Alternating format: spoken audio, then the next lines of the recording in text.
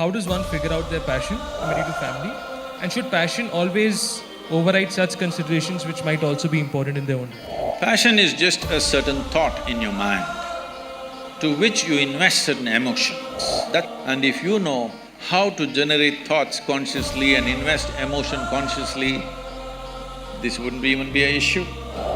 This is my passion, the world doesn't need it, but you keep on doing it, what is the point?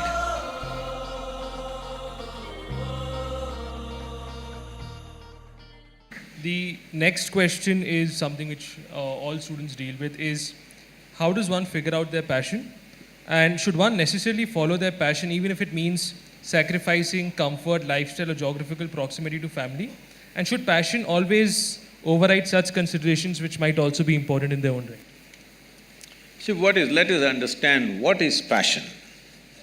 Passion is just a certain thought in your mind to which you invest certain emotion.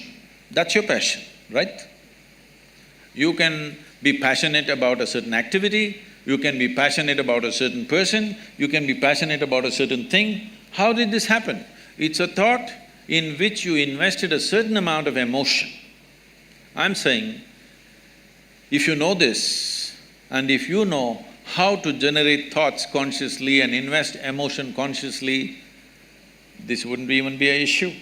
Right now, passions are happening compulsively.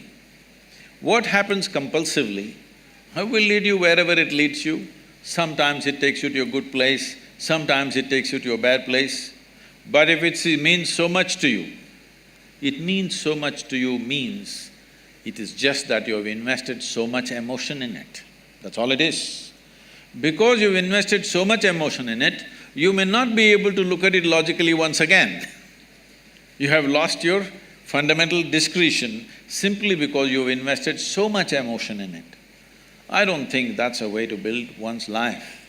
One must build their life consciously, but most people don't understand what is building life consciously, they only do things by chance.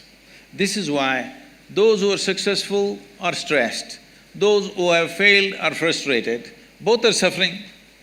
What else should happen in their life? That's what they need to look at.